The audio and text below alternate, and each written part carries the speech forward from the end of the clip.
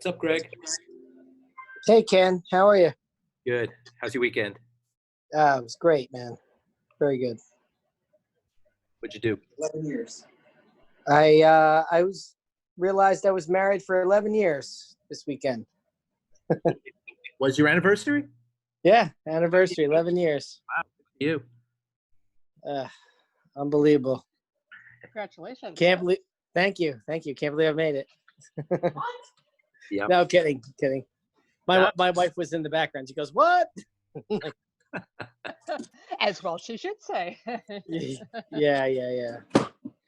Now, we had a great weekend. We did our first night of takeout sushi since March. And yeah, it was nice. It was really nice. We set up the table in the living room. Kids ate with us. We had a nice family dinner for the first time in, man, I don't even know how many years. Had a nice sit-down dinner with the kids. That's good. So, when I say table, I mean it's a little Lifetime like kids table. I brought it right into the formal living room, and we did our thing. So, Sounds fun. yeah, thanks. Where, by the way, do you get sushi these days? Aiku in Warren, best sushi going. Mr. Pies, too. Mr. Pies, I hear, is good, but Aiku, we really like Aiku. We used to go there probably once a month. You know, mother-in-law came over, watched the kids, and we went there. But Cool. I'm trying to picture where Haiku's is. you know, Flag Plaza. Yep. Oh, Yeah, it's right at Flag Plaza. Yep. There's yeah, I got it. It's by the Kings. place, and the kind of stands not in the actual strip mall, but in that little place that's closer to the road. Yes, exactly. Yep. Yeah, it's right by J&G's Italian deli. Well, that's That's a good one too. Or near it, across the parking lot. Okay, cool. You got company over, or? That's my wife, Kathy. Say hi, Kathy. How you doing? Hey, Ken. How you feeling? Oh, little rough today. You up on your feet? Yeah, no, I had outpatient physical therapy, so I pushed myself. Okay, that's probably a good thing. Oh, for sure. Yeah, I think so too. Well, it sounds like you're well on your way to recovery here. We were assuring Greg that things would be okay, and lo and behold, things are great, right? Absolutely. Good deal. Thanks, Ken. You're welcome. You been listening in, Kathy, or to our little podcast? I have, yes, now and again. Okay. It's much more intuitive to me. Like, it very much makes sense to me. Like, it's not a struggle at all.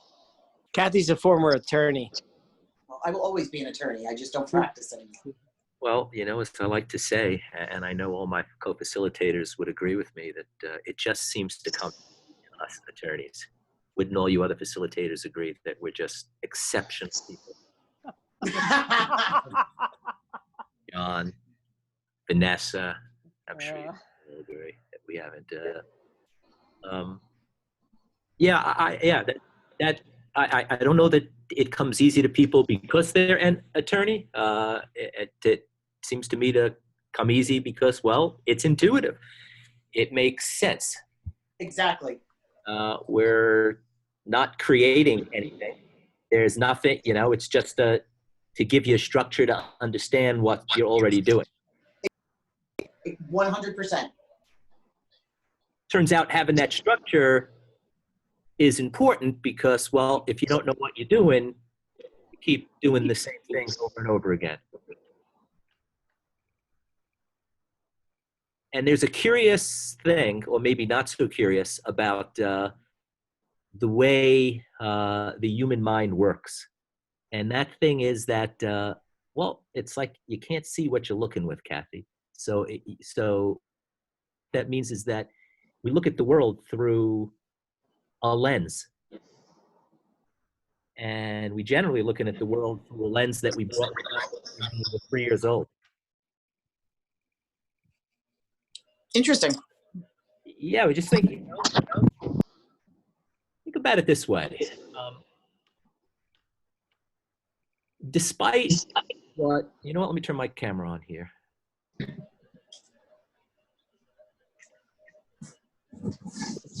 Can you see me? Yes. Okay. People think these things in the middle of our head, these things called eyes, are windows to the world. And we're pretty sure that everything we see is what's going on. It's just not the way perception works, though. It doesn't work like that. Perception is really nothing more than the receipt of signals from the outside, then get filtered through your thoughts, and then you react based on that. And that becomes your reality. Yes. Well, I don't know that I'd say it becomes my reality.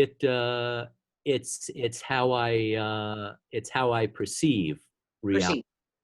Yes.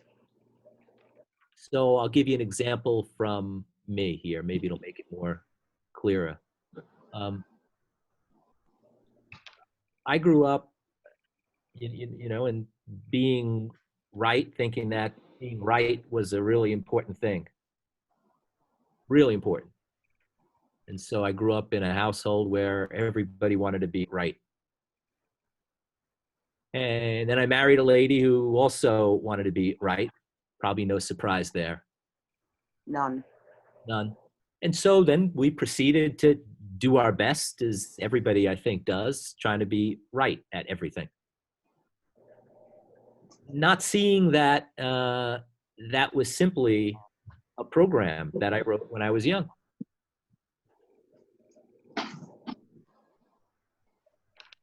So the whole world got filtered through that lens. Everything. I mean, Kathy, if I can tell you every conversation I've ever had up until the point that I started to see this had that flavor in it. It just had it in it. Yep. Yeah, it's with my law partners, with my wife, with my friends, with my aunt, with everybody. I just wanted to be right.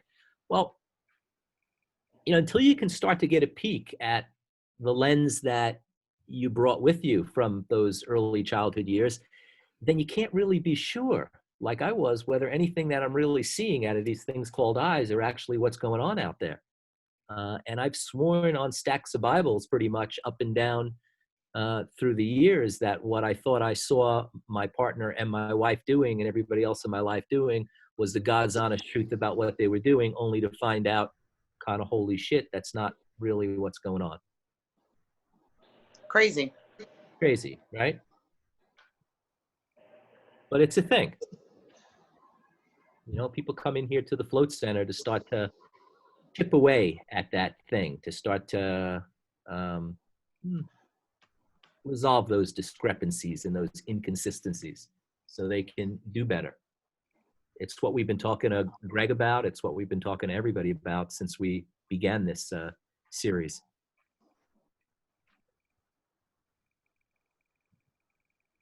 Good stuff. Well, thanks. Do you have any questions? I do not. Okay, well, hang out with us if you have time, and be on the, keep healing, and we'll catch you. Thank you so much, Ken. I appreciate it. Thanks for chatting. Terry, can you put up the playing field? Sure, just a sec.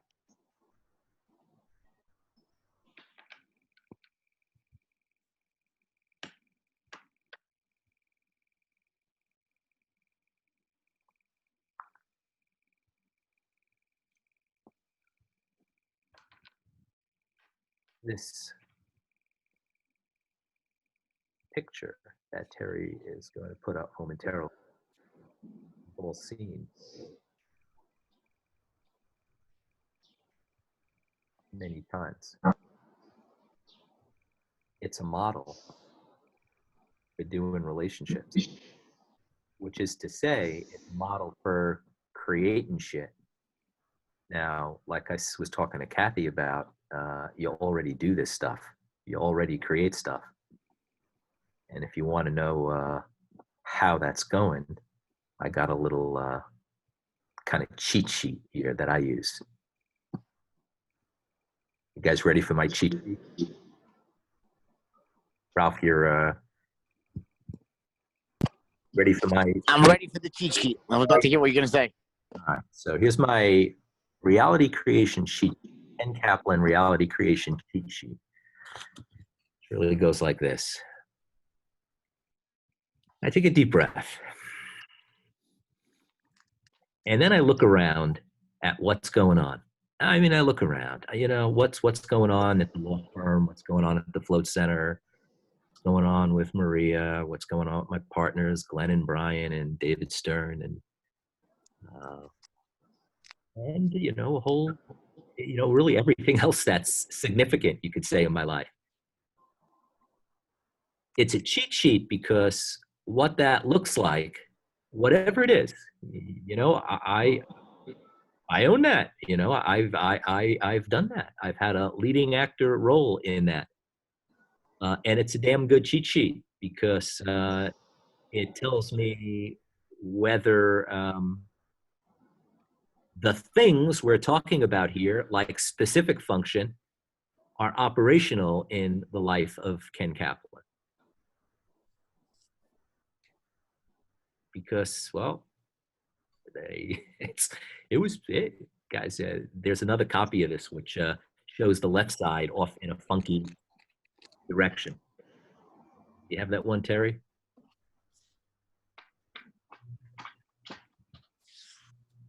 Hold on. The red triangle. You guys still see this? Ralph and Greg and Pam, you guys see it? Yeah. Checking it out. Yeah, that we were going to give that one the name. Well, I was going to give it the name Ken Kaplan in the early years, but we figured if we gave it that name, well, it really applies to pretty much everybody to an extent. For the most part, a lot of us are missing it. And what do I mean by missing it? We're missing it because it ain't pointed in. It isn't lined up. It isn't functional in a way that maximizes reality creation to our liking, whatever that may be. Hey, Greg. No, Greg. That's the nature of the conversation Friday. That's what that's about. You see that, dude? Yeah, no, I see that. Nobody agreed, and I understand. Okay. Yeah, it's not, it ain't a good and bad thing. It's a thing. When I went to, maybe the first time that I met John was in Mexico, because we didn't have any of these livey, webcasty, podcasty kind of things. So I signed up for a class called Harmony Class, and I got off the plane, and I didn't even know who was going to be in the class until I went to his house and saw that it was like 8 women, Ken Kaplan. I was like, 8 women, Ken Kaplan, probably. I had some stuff to learn, and that I'm pretty certain was not one of those coincidences. One of those things where I was going to learn some things about the lens through which I looked at women. And dude, I did. There's, did you hear the story that was told from like the first day I was there? The hair clippings day? I tell you that one, Greg? I didn't hear that one I either. don't think you did. All right. Well, so I'll tell it. So I got up in the morning. I think it was the first day, first full day of class. I got up. I wanted to get a clean shave. Got my razor out. Shaved. Left all of the razor clippings in the bathroom, in the sink.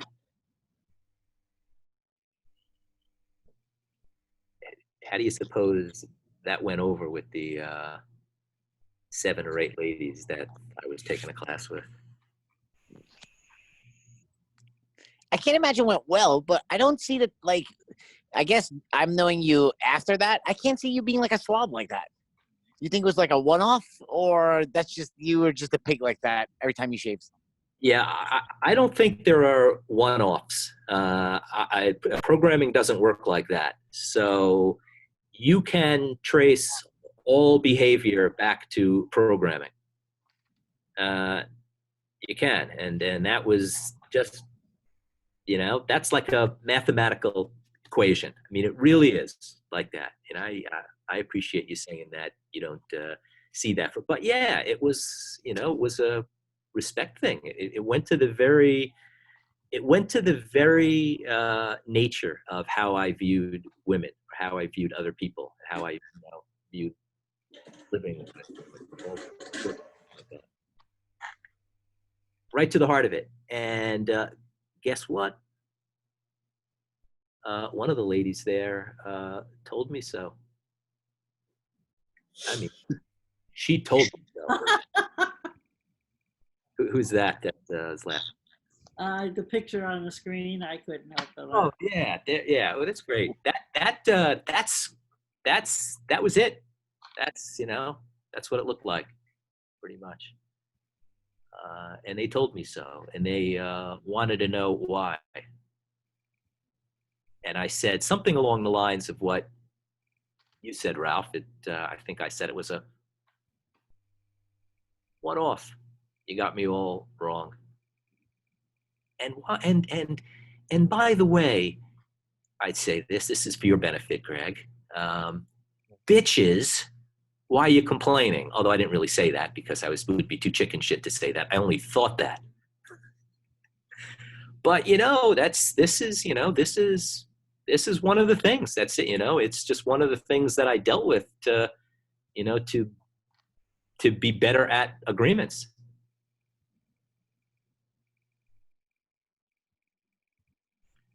And the specific function, which we're talking about now,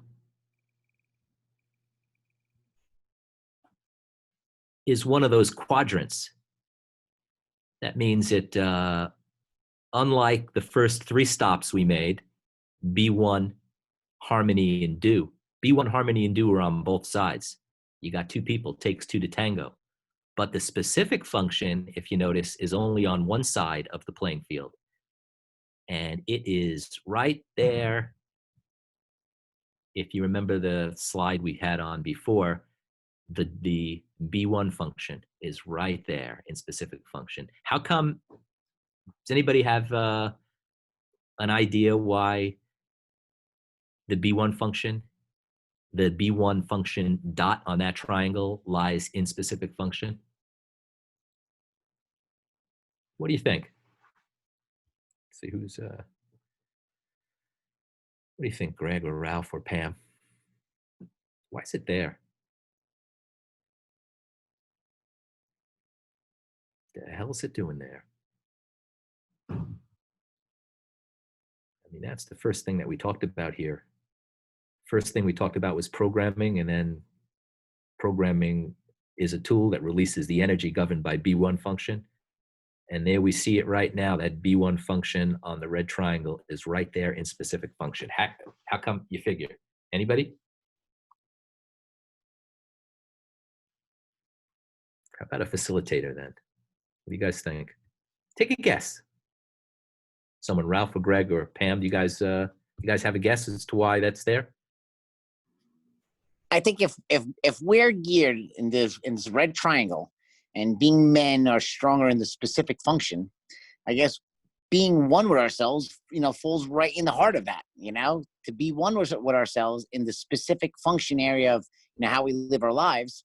I think really, it's like being honest with yourself. You're being one.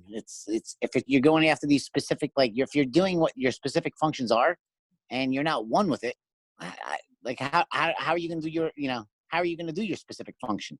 Yeah, I'd say that's pretty close maybe other than the part, if this is what you meant by it, that it is a thing that pertains only to males. Okay. Yeah, right. Because you Ralph find yourself often, as Mr. Boss, on the other side of the playing field,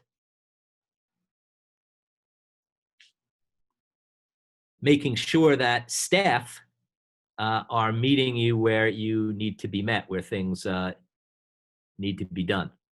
Kind of like that catcher in a baseball game that says, "Put it right here, pitcher. This is where it needs to be." And so if you're looking across the playing field, Mr. Boss, and that employee is not B1, he's mistreating ladies, then you can be sure there's a specific function issue there. It's not expressing as it could.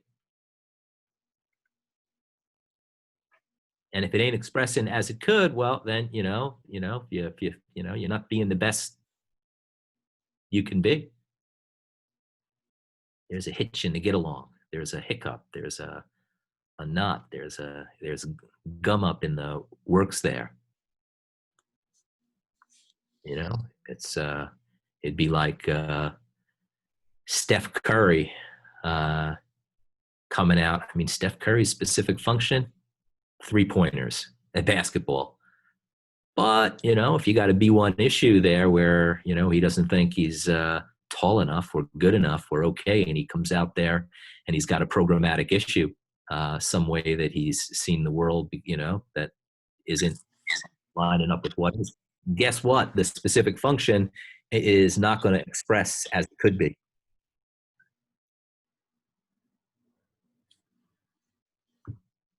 Right? So if you find yourself one day one of these master chefs, someone really skilled in cooking, but someone who can't get along with other people for whatever programmatic reason, that person ain't being one because of the thing you're observing, and therefore, per force, therefore, as such, he or she, specific function isn't operational the way it could be.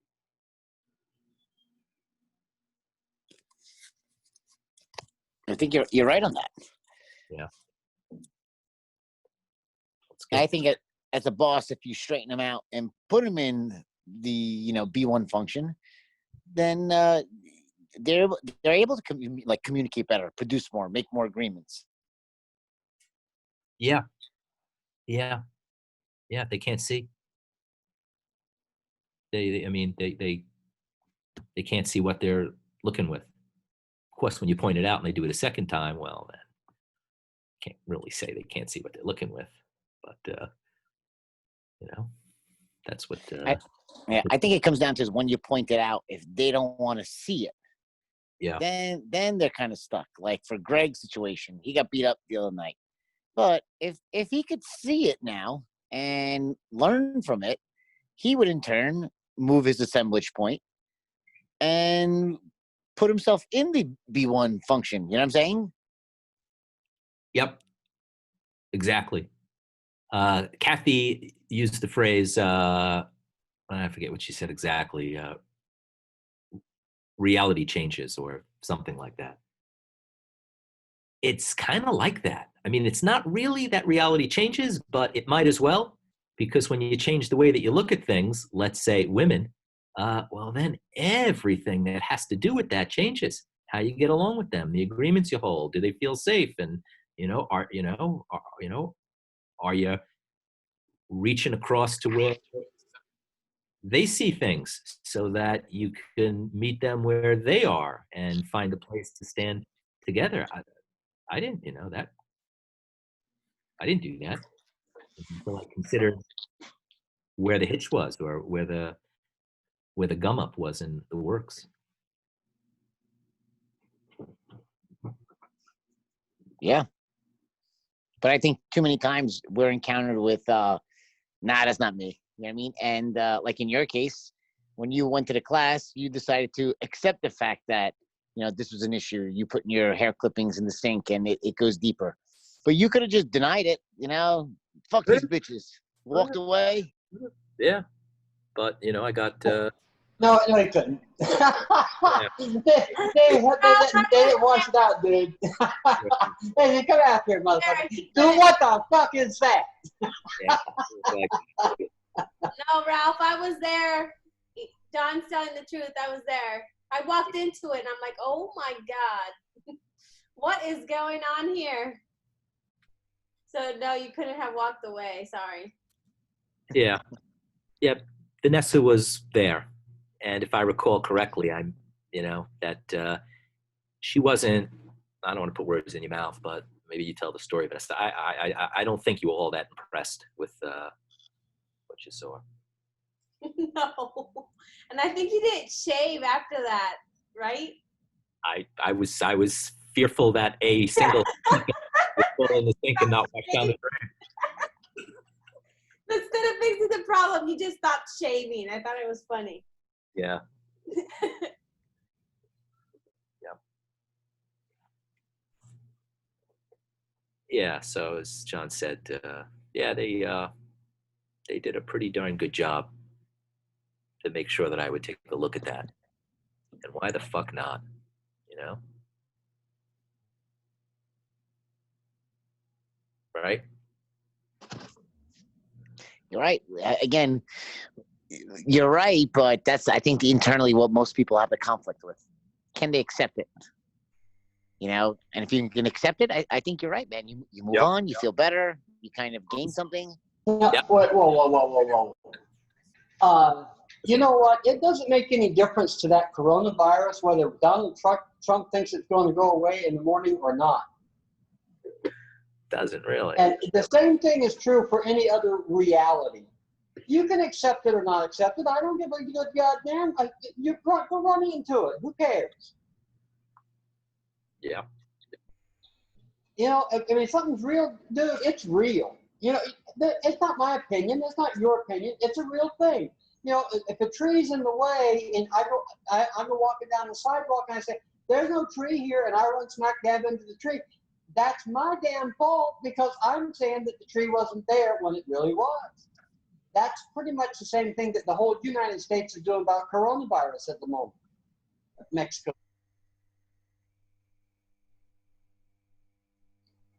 Yes. Yes. But the thing that we need to pay attention to here is that that's the thinking that's making that take place. Maybe it's a hoax. Maybe it's not. Let's see. Well, like the kid who died the other day in Houston said, I thought it was a hoax. I think I made a mistake. I think he's dead now. If I read the one that you're talking about, or at least Yeah, he died. That's the last thing he said before he died. Yeah. Yeah. Yeah. The facts have a nasty way of being facts. Yeah, well, that's how they are.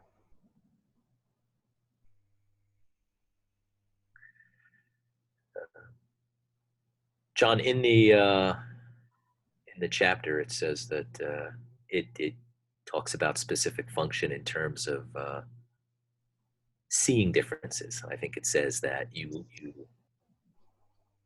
says you learn specific function by seeing differences. But the definition of specific function is making differences. I mean, if your specific function's operational, you're making differences. You're doing your thing. You're throwing 3-point shots in. You're cooking up a freaking meal like, you know, nobody's business. Right. Those are good examples there. I like the meal one. Don't you, George? Where's George? George here? Of course he's here. How you doing, George?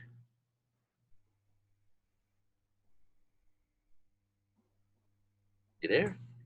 Georgie? George? Let's see, wait, maybe I need to unmute him. You can't yell at him, not talk to him. Cole and George. George, how you doing?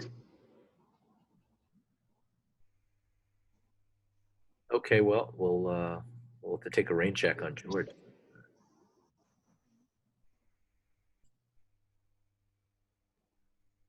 Jenny, you on?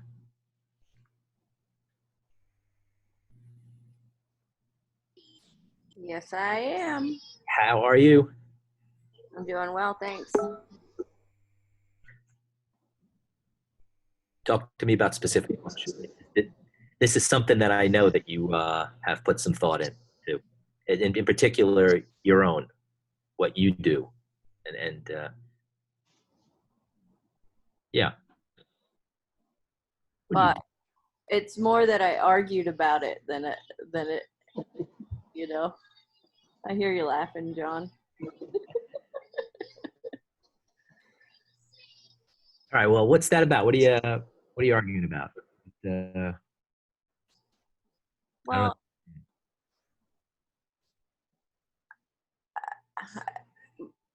most of it was that I struggled with my own value and worth, you know.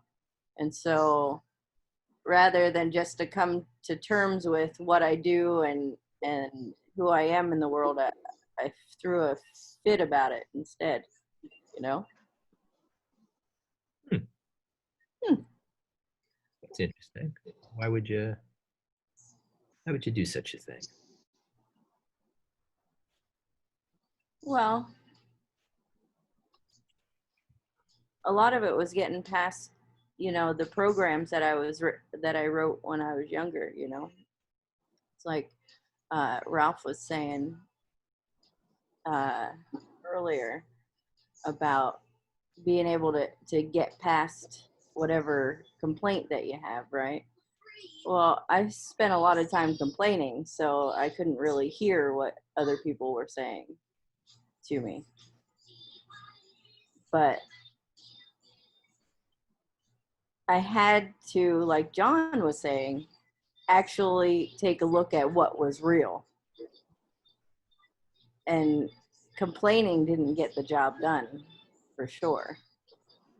It was just complaining, you know, and it just furthered whatever program I had in place about not being valued and not being listened to, on and on and on.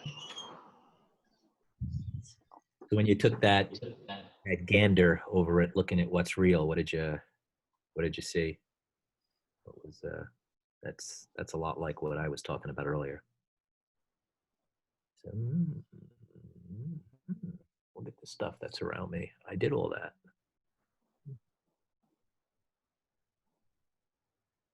Well, you know, especially with having William now, you know, I had to realize that it wasn't like whatever situation I'm in isn't just about me. You know, little kids do that. They throw fits, they stomp around, they pitch a bitch, you know, to get whatever it is that they want. And I couldn't keep claiming that I was a kid anymore, you know, because it's more than that. It's about what are we doing right now? And in that, you know, I had to realize who I am as a person, and that's not the pissy attitude, charisma, you know. As far as specific function goes, Yeah, that's the question. Mm-hmm. I'm coming back around, Ken. I'm coming back. Take your time.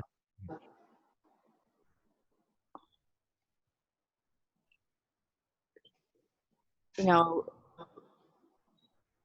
if any, I think we put out on the thread a while ago, like the different warriors, right? Did we put that out there?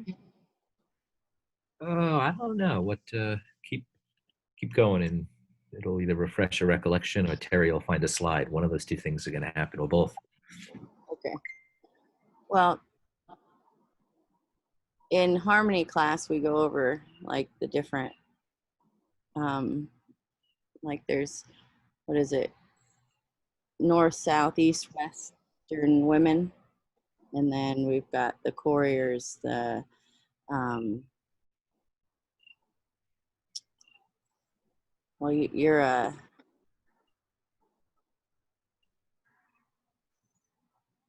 I can't remember all of them right now, but anyways, in those, there's the Southern woman, and which was another thing that I argued about, you know.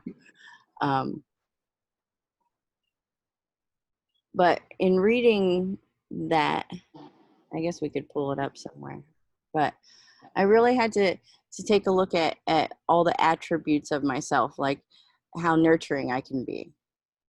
You know, for a long time, I viewed nurturing as, you know, giving everything away. And in my relationships, you know, I like my brother, for instance, you know,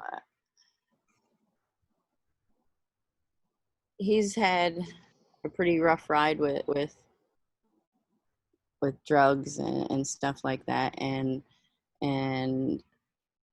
you know, I nurtured him in places that didn't serve him, you know. And in aspects of nurturing, I had to really realize with William that nurturing was a whole different ballgame, if that makes any sense. Well, I think what you're saying is your definition of nurturing has changed, and that it was from maybe propping up and, I'll say it this way, picking up somebody when they've fallen, and stealing the lesson of them learning how to pick themselves up when they fall, if not insisting that they pick themselves up, because, well, you know, if they're not going to fall the next time, it's only because they've picked themselves up, not because you went over there and said, Jenny here, let me pick you up. Exactly. Mhm. Thank you for translating that. You're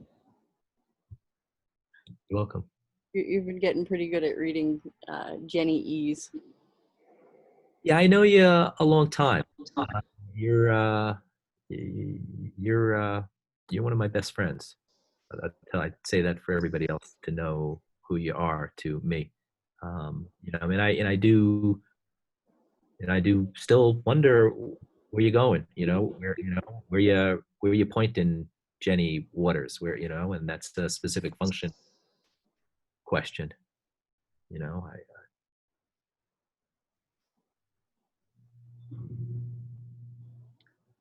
you know, friend. Yes, I do, Ken. Talk to me about that, or did I scare you off? No, you didn't scare me off. All right, that Made me a little queasy, but no. Scare me up. yeah.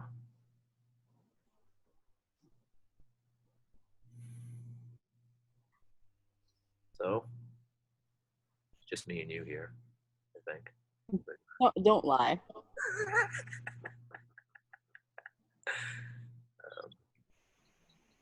What do you know? Yeah, what do you? Yeah, all those things about the nurturing that you said, I already know that. I know it. I've been on the receiving end of that. You know, it's more a question of what do you do with that? You know, what do you? Well, like you know that all the places where I flapped in the wind, which was like kind of directionless, because it was like not really claiming anything about who I am. Yeah, it's too big. I can't do it. You know, can't do, won't like me. All sorts of things. We're all just like that, flapping in the wind without a direction. And yeah, I was busy every day, but there was no direction to my busyness. It was, you know, more like reactive to what was coming my way and batting things down instead of plotting a course to get somewhere. You know, that's very much a specific function thing. What do you think?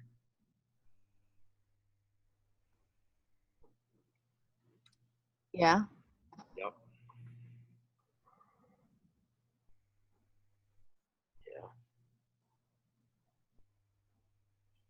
You know, you're, go ahead. Oh, go ahead. Yeah, you're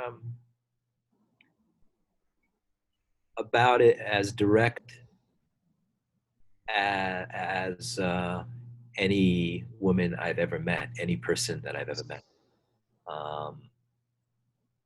But when you do that, I can always see the caring there. I can always see like empathy function, which we'll get to, is operational, right? You can tell the difference, right? Because it's a conversation I've been having with Terry about empathy function, where, that's something she needs to work on. But I know when you're talking to me about things with the caring, it's, it's direct, but I can tell where it comes from, and I can fucking listen to that. I think a huge portion of that is that I've had to come to terms with a lot of places in my life where I wasn't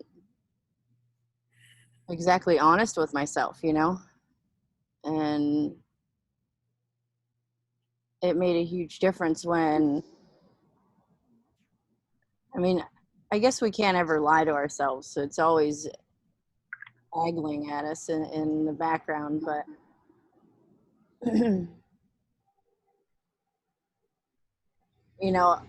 I had to really come to terms with what people were saying to me wasn't to hurt me in any way, shape, or form, and being able to be safe in anything that I was doing. Yeah. You said be safe.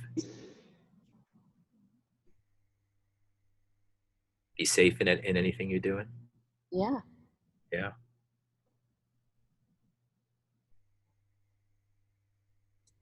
I put a lot of thought into what last Friday when we were talking to Greg about, the I forget, the catty bitchiness that he said a lot of the women were going through in his office. You and I had a couple of conversations about that over the weekend too. Yep.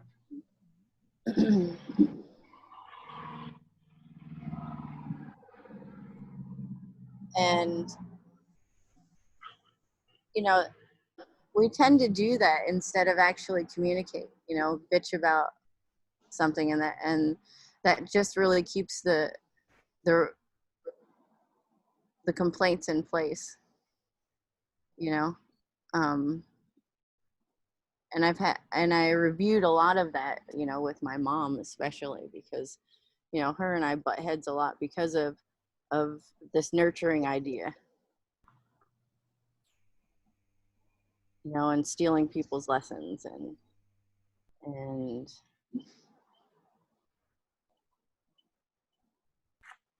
those are parts that I don't really agree with anymore, and it causes a lot of frustration for me at certain points in time. Because the agreements that I've had with my family over, well, let's not talk about it, let's just complain instead, just don't really work for me anymore. And so when I see those things, it tends to bite me in the ass because I'll mull it over forever and a day, instead of just saying what's on my mind at times.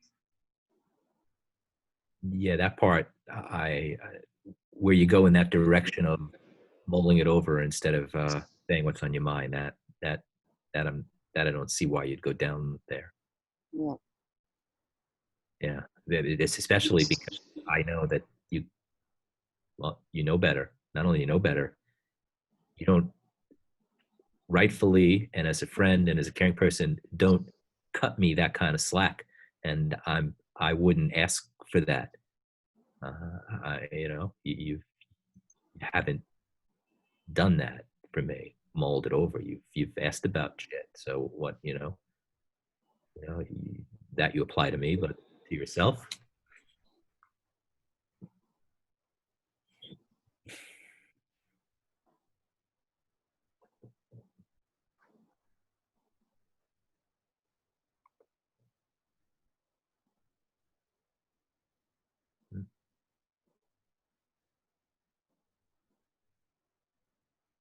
Where'd you go? Hey, Jenny. I'm still here. Okay, just checking.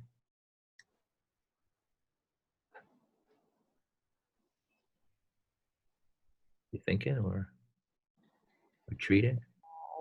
I was thinking and retreating, probably both. Get out. Pay you the same courtesy. Hey Ken, where'd you go? Hey Ken, where'd you go? Hey Ken, where'd you go? Hey Ken, where'd you go? Hey Ken, where'd you go? Until I told you where I was. Thanks. Payback time. Yay. Where'd you go? Yeah. Really. Oh, look at this.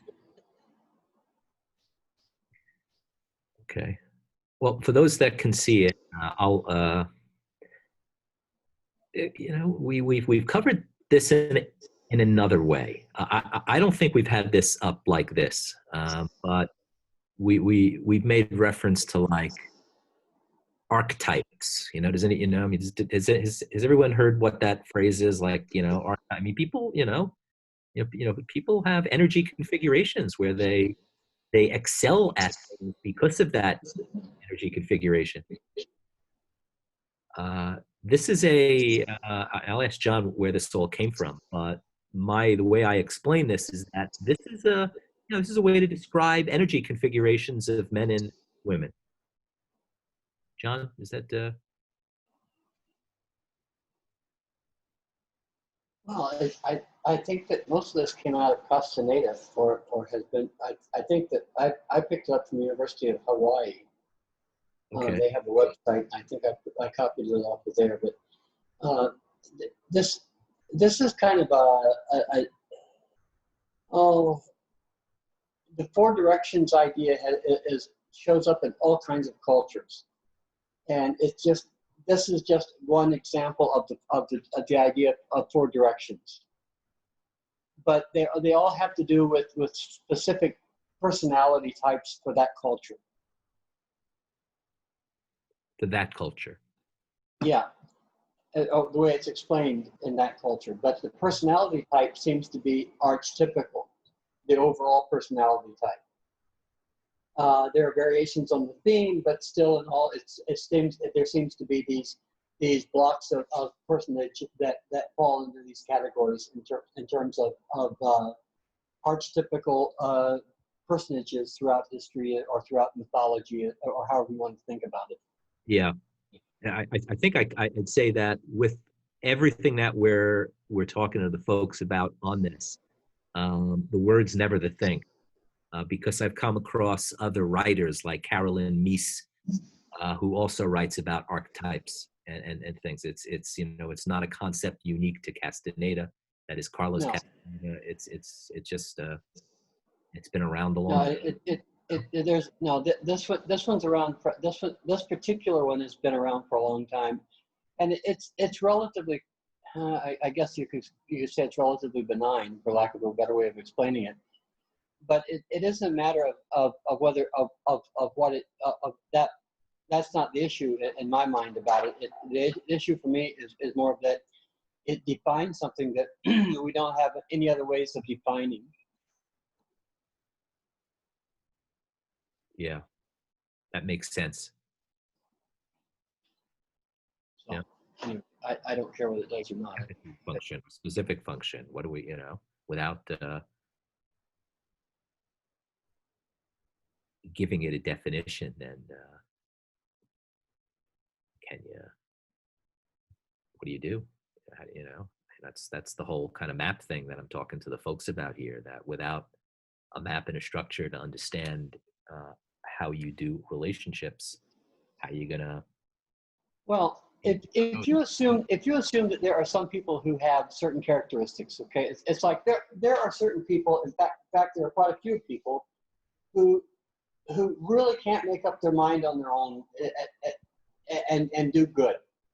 Okay, there are a lot of people who they really need you to they need to borrow the will from somebody else to go do something. They need somebody else's focus, as it were. There are other people who, boy, they want to absorb all the information that they can. They're studious. There are other people who kind of play behind everything. There are people who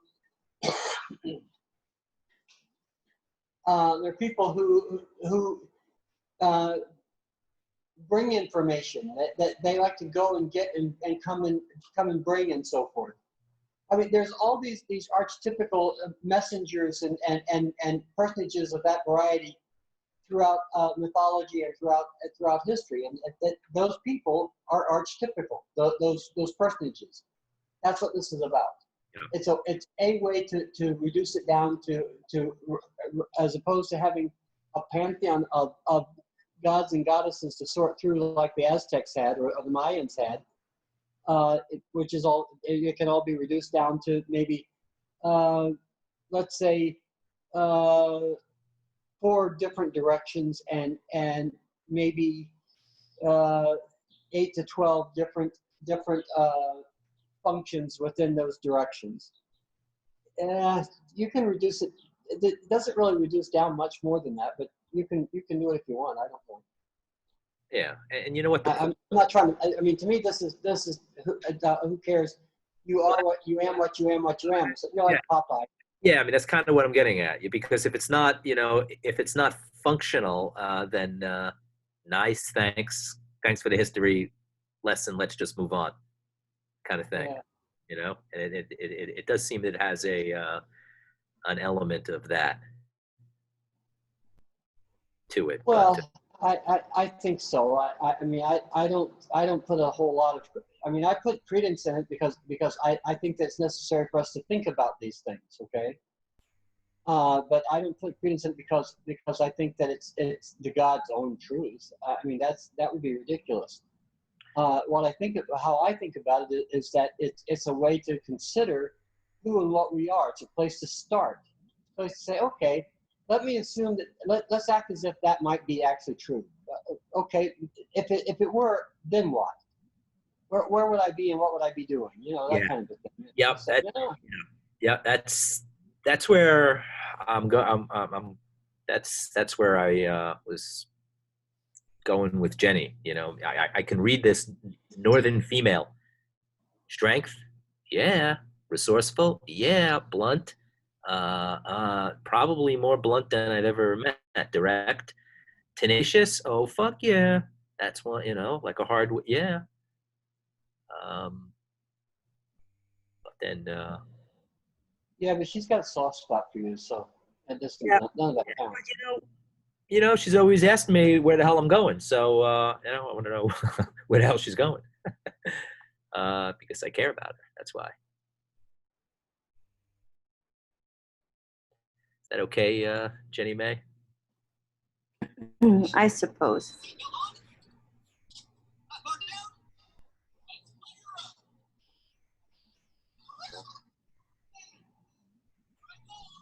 I don't think I'd change it. That's for sure. Well, it'd be nice, to come out and play and to be that thing, and apply it in a way that only you could. But I guess, if you wanted to, feel sorry for yourself, that'd be another alternative. Well, that doesn't work so well either. Mm-hmm. Think? I don't think so either.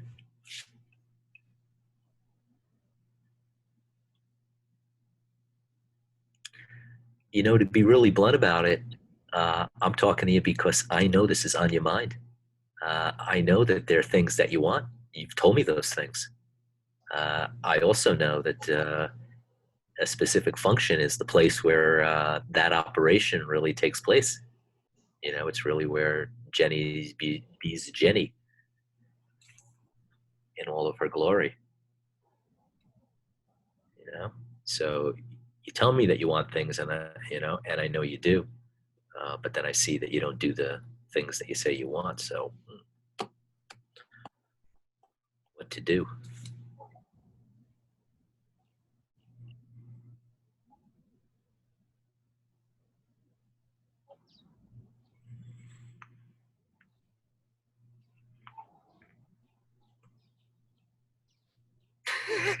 Oh, look at you.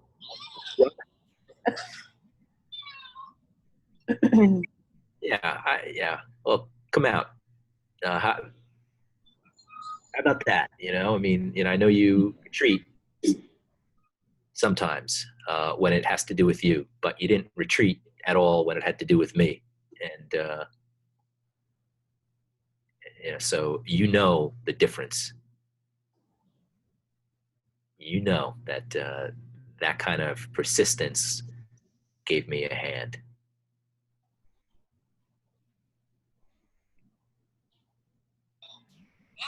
I guess I always find it easier to help someone else than.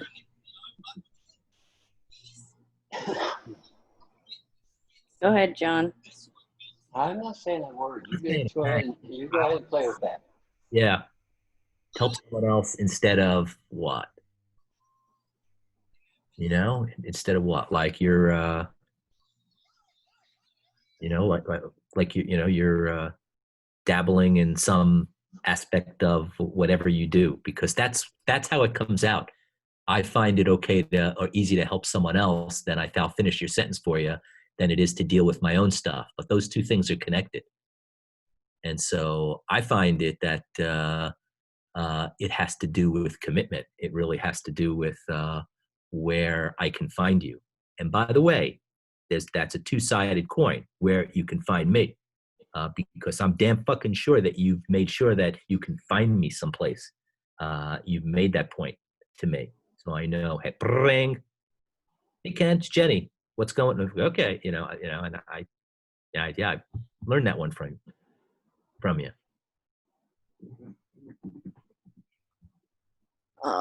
That's true too, Isn't that the point that you're talking about just getting off whatever is working in the Jenny mind in the background, with all those things about can'ts, won'ts, don't want, can I, big enough, all those things that sounds like, the scripts that you run in the background. Why not just like, that's what we're talking to the folks about. I mean, how do you know, how do you get by it unless, you lay it out there? That's it. It's on my mind. I'm Jenny May. Deal with that.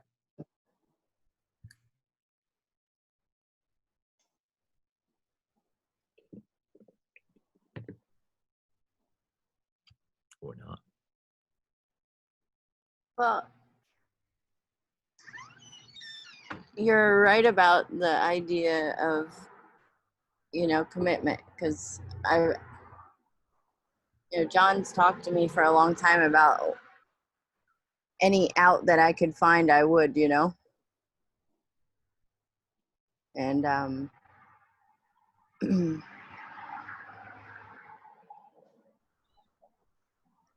the longevity of a relationship for me, was somewhere out there in left field, until recently when I got William. And when William's come into my life, like, I had to think about things for longer than 6 months or a year or longer than that, But have the people on this thread that you've known longest been there for you through thick and thin? Yes. So why not, take up that and be the same? Do the same. That would seem to work better than retreating and running and hiding. And and all those other things. What do you think? Yeah. Yeah.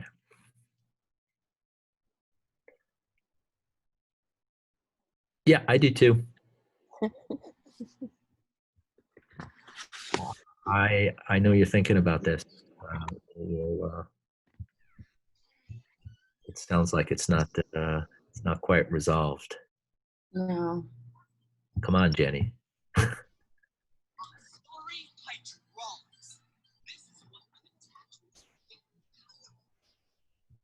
You got a kid. You got a family. You got friends. Most of all, you got fucking knowledge. What are you going to piss it away? Not big enough. We all have done that. Yeah, that's, what if? Come on. Well, Get over yourself. you drowned in that too, like, because even with knowledge, it's constantly in the back of your mind thinking about all the ways in which you use it. So you can't run from that either. No way. It's like staring in the mirror every day. You're still faced with yourself. Yep. I've learned that one. If you know something, there's this is how I talk about it. There's an obligation, like an energetic obligation to use what you know.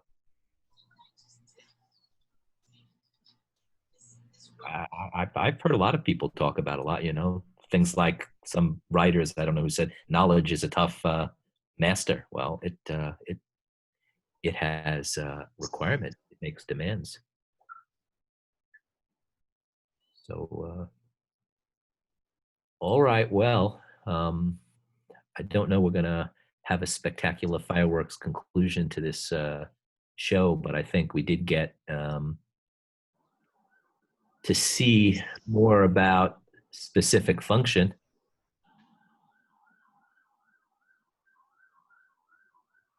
We're going to move tomorrow down in the other quadrant, still on the left side, called natural mind function. And we're going to talk about natural mind function tomorrow, Tuesday, and again on Wednesday. Read the chapter. We got that Slack channel. Ask some questions. Again, SoundCloud is the place to go if you want to listen to the chapter. And so let me open up the floor then to any final parting thoughts anyone have before we close it out for the night and reconvene tomorrow. You guys good? I'll do some quick hellos that I didn't get to Pat Jones and Nicole and Pam and all the facilitators.